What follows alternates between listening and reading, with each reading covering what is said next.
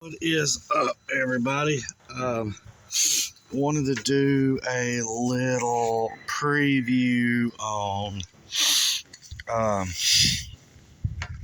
maintenance that probably,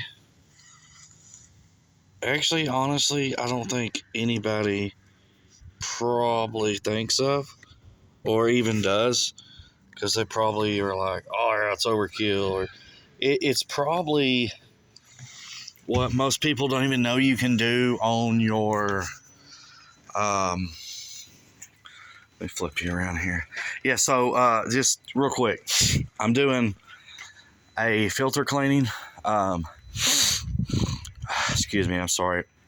It is 69 degrees today in North Georgia. It's absolutely insane.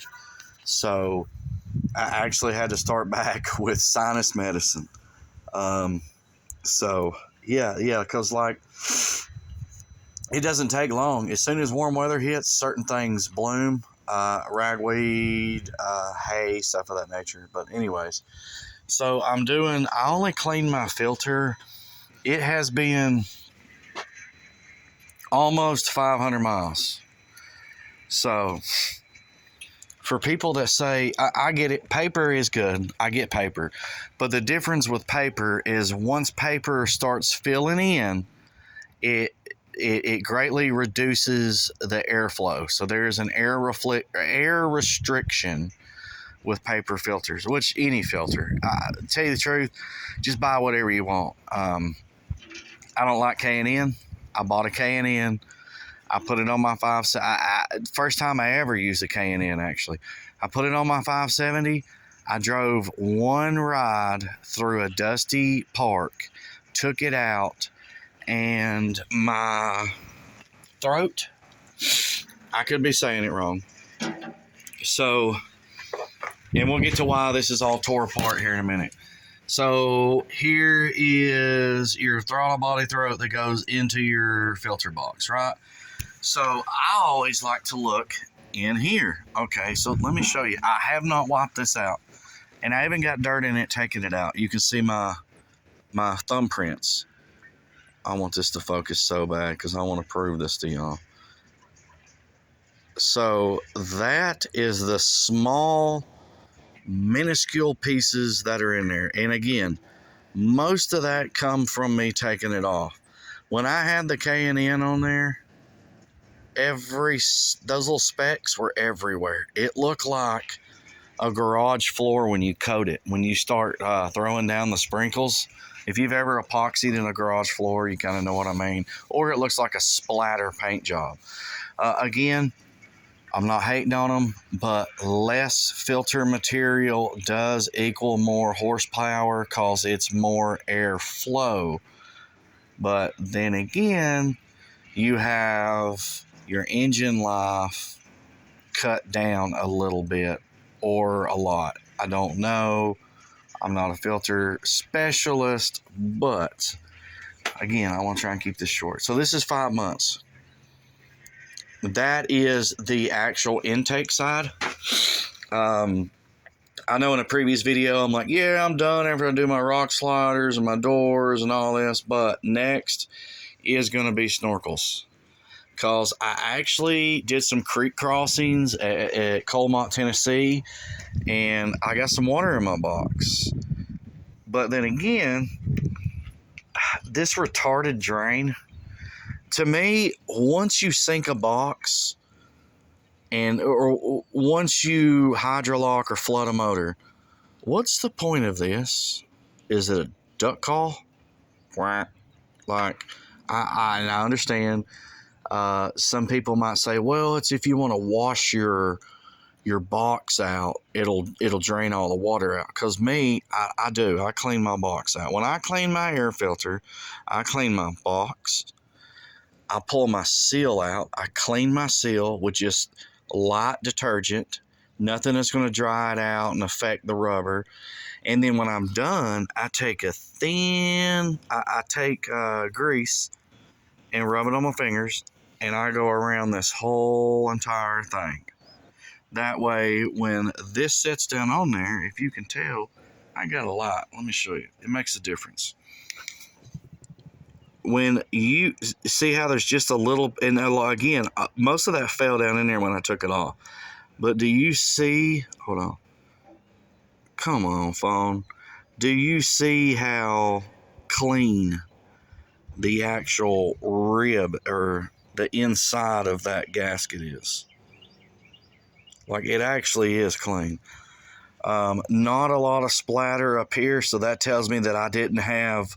I always look for splatter on the lid because that tells me if this got full enough that I was bouncing around and throwing it up to the top of the lid.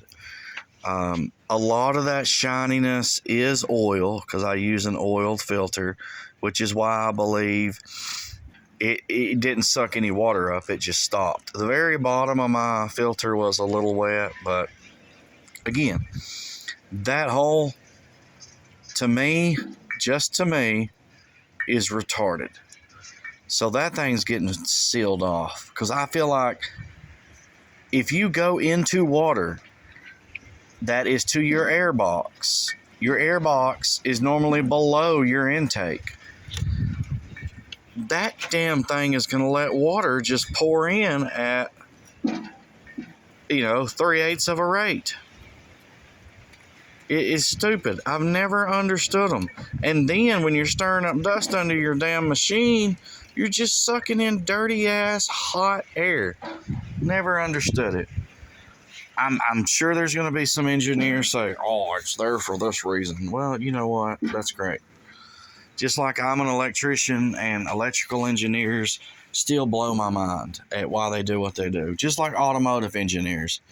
Let me put this oil filter in between the transmission pan and a frame. So you literally can't get in there and get it. Or, let me put this starter motor basically in the upper intake. I think Oldsmobile or somebody did that. Anyways, so I'm a firm believer in fuel treatments.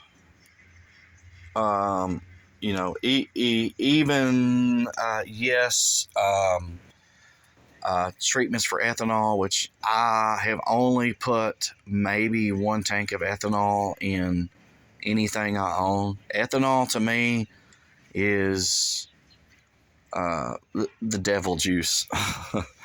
Like, I don't even like running it in my vehicles unless we're out of town and we absolutely have to fill up with ethanol. I would rather pay $1 more for pure gas. So anyways, long story short, my intake, throttle body, I clean my throttle bodies. I clean them on my vehicles. If you look at that, which the butterfly's down now, I wish I would have got a shot. You can still see a little residual residue. I haven't cleaned the outside of the butterfly valve yet, but the inside of the throttle body is glistening. Glistening. It was dirty. Was it dirty due to the K&N? Honestly, I really do think most of it, at least 75% of it, some of it could have been splashback where it got into this filter. But again, that's pretty good for. So, 500-mile comparison. Let me lay you down real quick. Let me pull the outer sleeve off. I'm still here, still working with a cell phone. I mean, this outer cover is glued to this filter. It has caught so much dirt. Holy crap. The dirt is just falling off of this outer filter. Like, not even kidding you. Just falling out of it. It's almost like if you had an oil-soaked rag and then ran it through the dirt. And y'all are going to be surprised. This is 500 miles. I'm not even kidding you, man. I have 1,320 miles on my Ranger 570. You ready? This is the filter under it. That little bit's from my hand. That was what was on the outside of this filter. if you look inside that filter, look, it's freaking pristine. Are you kidding me? Get out of here. Uni, 2-stage. You see a little discoloration right there? I think that's where it sucked the water in. That is the bottom half. If you see that little indention right there, it looks like a crown. That's where it sets down in the bottom. Right there. That's where it sets down in the bottom. Are you kidding me, people? Like,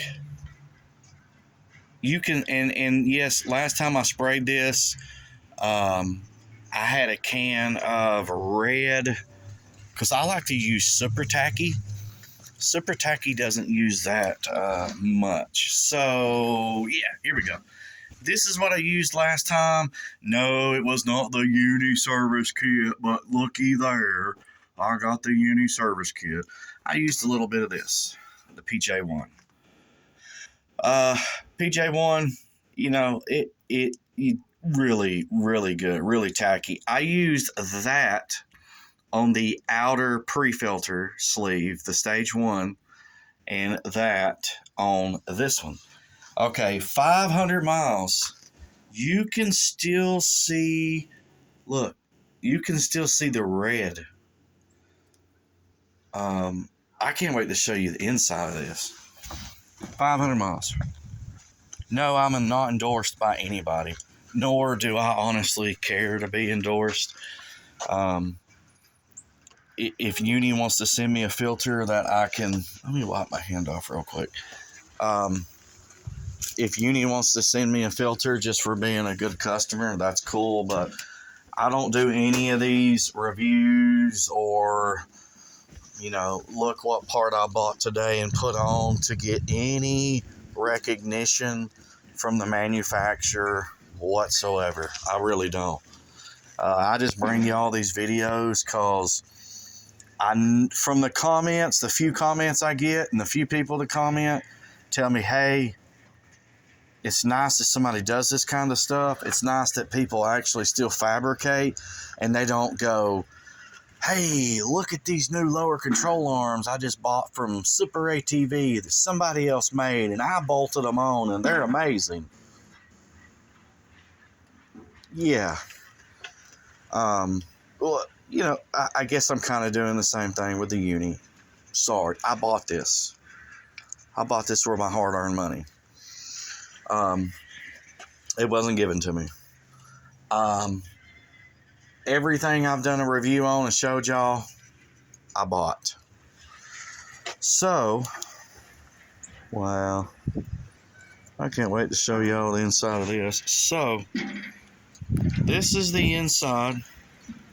Actually, let me show you this too, because this makes a difference. The seal. It is 1, 2, 3, 4, 5, 6 ridges. So you have 6 ridges of protection. Like you can even see where like a lot of that probably is from my fingers. But yeah, look down in there. Tell me if you, I don't know what that is over there. That looks like where they were welding it together. I don't know. Might be a bug. Who knows? But clean. 500 freaking miles. Foam filter, y'all. Uni foam filter. The filter's good. I wish they made that a little better because it's already coming apart. I know I could order probably another one of these, but they don't really last that long if you look. But it could be contact points. It's rubbed a hole in there. And I know I just stuck my finger through it somewhere, but the inside of it is, like right here, the inside is dry. So that tells me that it literally, the oil in there did its job. But I mean, I'm sorry. And I promise you, y'all, that's 500 freaking miles, man. I cleaned it the last time I changed my oil, and if I'm not mistaken, it was October, the beginning of October. So that's November, December, and just I ride a lot. That's why I've already got 1,370 miles on a 2022, and I've only had it a little, almost 11 months. So almost a year, and already put 1,300 miles on it. That might not seem like a lot to people that ride all the time. That might not seem like a lot to people that ride. Well, I ride long trips. When I do trips, I do usually minimum of like 50-mile trips. And technically that's not really a long ways. The week before last, I actually did, and it was 44 point, I'm going to say 80, 90 miles. I did a 90-mile round trip week before last. And it was a blast. And like I said, I crossed creek crossings that, you know, literally come all the way up there. I'm pretty sure I got some splash through a couple of times. But yeah, way off subject from the first thing, but throttle bodies. It is a good thing to clean, y'all. Like, I get this right here. I have a 20-year-old pickup truck. I haven't cleaned my mass airflow sensor. A lot of people don't even know what that is. They literally don't. And they don't realize that one little sensor can make your whole truck or your vehicle run better, get better fuel economy. My truck is the 2003, and I'm not shitting you. It gets as good a gas mileage as some of these 2022, 2023 engines. Why do you think that they're having to make these V8s run on 4 cylinders and 6 cylinders, just like Chevrolet's new 2.7 liter turbo that cuts down to 2 cylinders? You mean you can't make a 4 cylinder that gets really good gas mileage, but you can a 2 cylinder? So anyways, maintenance, y'all, like I said, this little jewel right here is amazing. I just use the cap off the throttle body cleaner and just dip it down in gas and basically knock it out. And if you keep your gas pedal compressed down, it will open your throttle body, because it is a electronic throttle body. It is a drive-by-wire. It is not a cable. So again, it is so worth it. I'm at 1,370 miles. I wish I would have done it earlier before I cleaned this out. Actually, this is the last swap I took. And each time I cleaned it, it was just, it looked like that little corner right there, that's solid white. So it goes to show, like, I really don't care what kind of filter you got, but as soon as I got it, and I know I've got the air filter box off, I've got the filter off, so of course it sounds raspy and the throttle response is quicker, but it literally sounded and felt like it was way better than before, because it was dirty. Like, I'm not kidding, it didn't look that bad, but it wasn't shiny aluminum. It was like hazy aluminum, or like, you ever seen the inside of somebody that smokes their vehicle, like a smoker's windows or smoker mirror, where it's just a little hazy? That's kind of how it looked. But I'm telling you, that's what I cleaned out of there. Clean them throttle bodies and use that injector cleaner or fuel system. This is one I got with my generator that I bought, and it doesn't take much. It tells you, like, in season care, it only takes an ounce for 2.5 gallons, blah blah blah blah blah, and you can use this for storage. I do use Stay-Bil I use Stabil or Stable, however you say it. I say Stabil. I use it in my mower. I just bought me a new mower last year, and I do use it in it, but throughout the season, I start it and let it idle up the temperature. I run it around the yard. I don't care if there's snow in the yard because it's the hydrostatic individual transmission. So hydrostatic, if you let it set for a long time, it messes it up. Anyways, so just a little maintenance tidbit for y'all. I'm gonna clean my box out. Where's my rag at? I'm gonna get my rag so I can stuff it in here. Nothing gets in here. But yeah, I'm telling y'all, man, it is pertinent. I think pertinent. Maintenance. Because I probably literally don't know anybody that done what I just done. I don't think I know anybody that cleans their throttle bodies, their mass airflow sensors, does fuel system cleanings, stuff of that nature. And I'm telling you, every single freaking thing you do extends the life of your motor on top of changing the oil. So, appreciate y'all hanging out with me for nearly 20 minutes. I always try to keep my videos short, but you know how I ramble. I apologize. It's normally useful content. How many people know to clean their throttle bodies out? You know, how many people know that that's not good?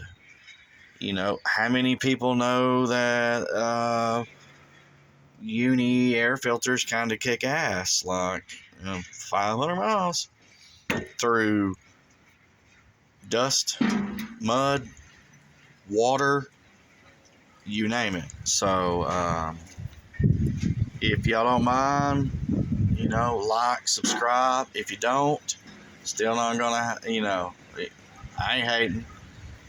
This just gives me something to do and kind of makes what I do more enjoyable because I can share it with other people. And other people, if they want to take these tasks on themselves, then they have something to go by, or they can simply reach out and say, hey, how'd you do that again? And I can say, here you go, I'll show you how to do it. See y'all.